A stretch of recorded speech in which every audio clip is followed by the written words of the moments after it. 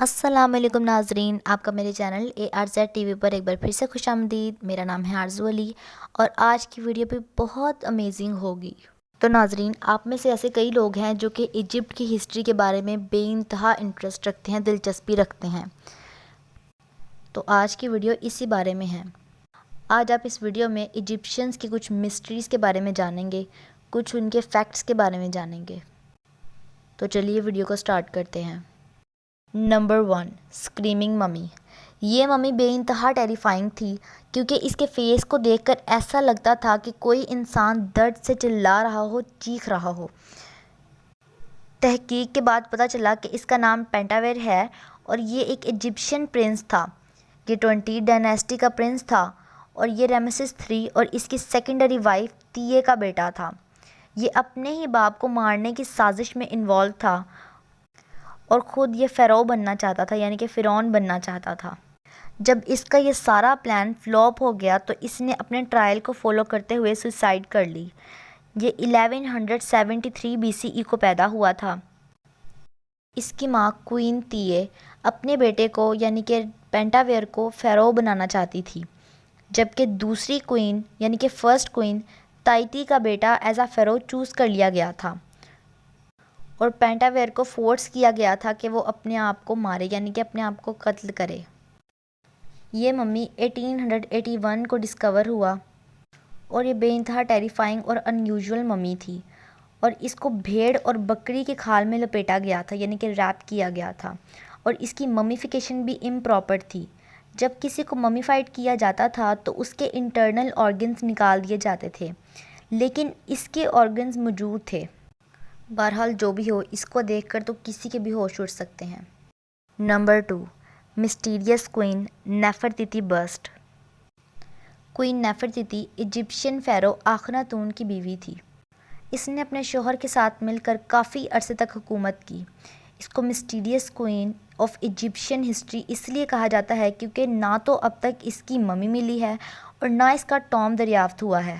اور اس کے بارے میں ایک اور مسٹیریس تھنگ یہ بھی ہے کہ 1336 BCE میں یہ ٹوٹلی ڈس اپیئر ہو چکی تھی۔ اس کے غائب ہونے کے پیچھے لوگوں کی کئی تھیوری سامنے آئیں، لیکن ان میں سے کوئی بھی ریئل ثابت نہیں ہوئی۔ ان میں سے ایک یہ ہے کہ وہ ایکچولی مری نہیں تھی اور اس نے اپنا نام تبدیل کر کے حکومت کو جاری رکھا۔ اس کے بارے میں ایک فیکٹ یہ بھی ہے کہ یہ بالکل طرح سے انکلیئر ہے کہ نیفرتیتی کے پیرنٹس کون تھے اور وہ کہاں سے آئی تھی، لیکن کئی جگہ پر اس بات کے ایویڈنس بھی موجود ہیں کہ وہ ایجپشین بورن تھی اور وہ آخناتون کی ماں یعنی کوئین تیے کے بھائی کی بیٹی تھی اور اس کی 6 بیٹیاں تھیں، یعنی 6 ڈاٹرز تھیں۔ اس وقت یہ جو فوٹو آپ کی اسکرین پہ چل رہی ہے، اس کا یہ بسٹ یعنی کہ اس کا ایک یہ مجسمہ 1345 عیسوی کے اراؤنڈ میں بنایا گیا۔ یہ مجسمہ بے انتہا مسٹیریس ہے۔ کوئین نیفرتیتی ایجپٹ کی خوبصورت ترین کوئینز میں شمار ہوتی ہے اور اس کے نام کا مطلب بھی یہی ہے کہ ایک خوبصورت خاتون۔ Number 3، ancient cemetery and book of dead. Egyptian archaeologist کی ٹیم نے ایک سیمیٹری، اینشینٹ سیمیٹری کو ڈسکور کیا ہے جس کے اندر سے پتھر کے تابوت اور کینوپک جارز بھی دریافت ہوئے ہیں۔ کینوپک جارز کو کوپٹک جارز بھی کہہ سکتے ہیں۔ ان مرتبانوں میں مردہ آدمیوں کے انٹرنل آرگنز رکھے جاتے تھے اور انہی کے ساتھ دفن کر دیا جاتا تھا۔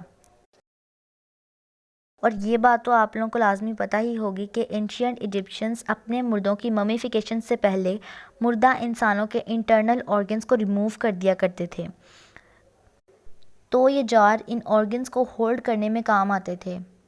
اب آتے ہیں پوائنٹ پر۔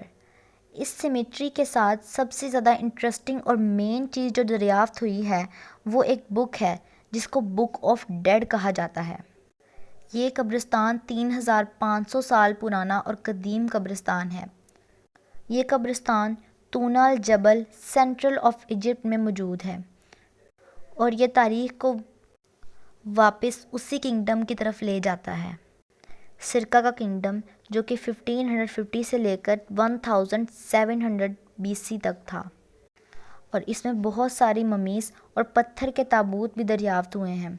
یہاں پر وسیع تعداد میں یہاں کہیں کہ ہزاروں کی تعداد میں اشابتی کے فگرز بھی دریافت ہوئے ہیں۔ اگر آپ میں سے چند لوگوں کو اشابتی کا نہیں پتہ تو آپ کو بتاتی چلوں کہ اشابتی چھوٹی چھوٹی ایجپشنز ڈال یا فگرز ہوتے تھے جن کو رائل فیملیز کے افراد کے ساتھ حفاظت اور خدمت کے لیے دفنایا جاتا تھا تاکہ مرنے کے بعد وہ بادشاہ وغیرہ جس کو بھی سرو کرتے رہیں۔ اب بات کرتے ہیں بک آف ڈیڈ کی۔ یہ بک 43 سے لے کر 49 فٹ تک کی ہے یا 13 سے 15 میٹر لانگ ہے۔ آرکیولوجسٹ کی ٹیم اس سائٹ کی 2017 سے کھدائی میں لگے تھے۔ اس بک میں اینشینٹ ایجپشنز کے ریچولز کی سیریز اور بلیک میجک کے سپیلز بھی لکھے تھے۔ اس کا ایک اور نام book of going forth by day بھی ہے۔ اس وقت اس کی ریئل بک برٹش میوزیم میں موجود ہے۔ ایجپٹ میں اوسیرس کو گاڈ آف ڈیتھ مانا جاتا تھا، یا کہیں کہ ان کے حساب سے آفٹر لائف کا یہ میجر گاڈ تھا۔ اس بک کو صرف اور صرف رائل فیملی کے افراد یا پریسٹ وغیرہ استعمال کر سکتے تھے اور وہیں اس کو پڑھ سکتے تھے۔ اگر آپ بک آف ڈیڈ پر ایک ویڈیو چاہتے ہیں تو نیچے کامنٹ میں ضرور بتائیں۔ میں اپنی طرف سے پوری کوشش کروں گی تاکہ آپ کو اس بک کے بارے میں انفارمیشن دے سکوں۔ اگر آپ اس کے بارے میں ایک ویڈیو چاہتے ہیں تو جلدی سے نیچے کمنٹس کر دیجئے۔ نمبر 4، ممی ریپڈ ان گولڈ۔ پیرامڈس کے چند سٹیپس نزدیک سے ہی ایک 50 فٹ گہری شافٹ سے 4300 سال پرانی ایک ممی ڈسکور ہوئی جو کہ سب سے زیادہ اولڈسٹ مانی جاتی ہے۔ اس آدمی کا نام ہیکاشپس بتایا گیا تھا جو کہ ایک لائم سٹون کے تابوت سے دریافت ہوا تھا، اور ایکسکیویشن ٹیم کو بھی اور بھی کئی چیزیں ملیں، خاص طور پر خوبصورت ترین سٹیچوز جو کہ اس کے ساتھ ایز اے سرونٹ رکھے گئے تھے۔ یہ ڈسکوری 5th اور 6th ڈائناسٹی کا پارٹ تھی۔ یہ ٹامز کائرو میں 19 مائل ساؤتھ کی جانب سے دریافت ہوئے۔ اس سائٹ سے 2 شافٹ دریافت ہوئی تھیں، ان میں سے ایک سے ہیکاشپس کی ممی ڈسکور ہوئی اور دوسری سے مزید 3 ٹامز دریافت ہوئے جن میں نیومرس سٹیچوز بھی تھے۔ سب سے زیادہ امپورٹنٹ ٹام خنم جیدف کا تھا جو کہ اس سے بلانگ کرتا تھا، اور ایک آفیشلز کا انسپیکٹر اور ایک پریسٹ جو کہ پیرامڈ کمپلیکس میں تھا اور 5th ڈائناسٹی کا لاسٹ کنگ مانا جاتا تھا، ایسا حواس کا کہنا تھا، جو کہ وزیر آثار قدیمہ بھی تھے۔ نمبر 5، کنگ ٹٹ اور ٹوٹن خامون's ڈیتھ۔ کنگ ٹٹ کو آج کے دور میں گولڈن بوائے بھی کہا جاتا ہے۔ ٹوٹن خامون اپنے دور میں ایگزیکٹلی اسٹریپنگ سن گاڈ نہیں تھا۔ اس کے بجائے DNA کی نئی سٹڈیز یہ بھی کہتی ہیں کہ کنگ ٹٹ ایک فریل یعنی کمزور اور ناتواں فیرو تھا، اور یہ بھی پاسبل ہے کہ اس کو ملیریل انفیکشن بھی تھا اور بونز ڈس آرڈر بھی تھا، اور DNA کی رپورٹس یہ بھی ظاہر کرتی ہیں کہ اس کی ہیلتھ بھی صحیح نہیں تھی اور وہ کوئی طاقتور فرعون نہیں تھا۔ وہ چیرٹس یعنی 4 پہیوں پر چلنے والی گھوڑا گاڑی پر رائڈ نہیں کر سکتا تھا۔ ٹوٹن خامون کا ایک پیر ٹوٹا ہوا تھا، جی ہاں، اس کی ایک ٹانگ کمپلیٹلی بروکن تھی اور اس کو چلنے کے لیے کین کی ضرورت پڑتی تھی، یعنی یا تو وہ سٹک کے سہارے چلتا یا کسی لاٹھی یا کسی اور چیز کے سہارے سے۔ اور ایک حیران کن بات یہ بھی ہے کہ کنگ ٹوٹن خامون کے والدین، یہ بھی کہا جاتا ہے کہ اس کے والدین یعنی کہ اس کے ماں باپ آپس میں بہن بھائی تھے، یعنی سبلنگز تھے۔ بالکل یہ کافی حیران کن بات ہے۔ اور موت کے وقت اس کی عمر صرف 19 سال کے ارد گرد تھی۔ اس نے 10 سال تک حکومت کی، یعنی وہ 9 سال کی کم عمر میں فرعون بن چکا تھا، یعنی ایک کمپلیٹ فیرو بن چکا تھا۔ اس کے ٹام کی ڈسکوری کے ساتھ وسیع تعداد میں خزانے بھی دریافت ہوئے، جس کو دیکھ کر سب کی آنکھیں پھٹی کی پھٹی رہ گئی تھیں۔ اس کی ڈیتھ بہت مسٹیریس ہے۔ کئی ماہرین کا کہنا ہے کہ اس کو ملیریل انفیکشن تھا اور بون ڈس آرڈر بھی تھا، لیکن اس کی ڈیتھ کا ریئل ریزن کوئی بھی نہیں جانتا۔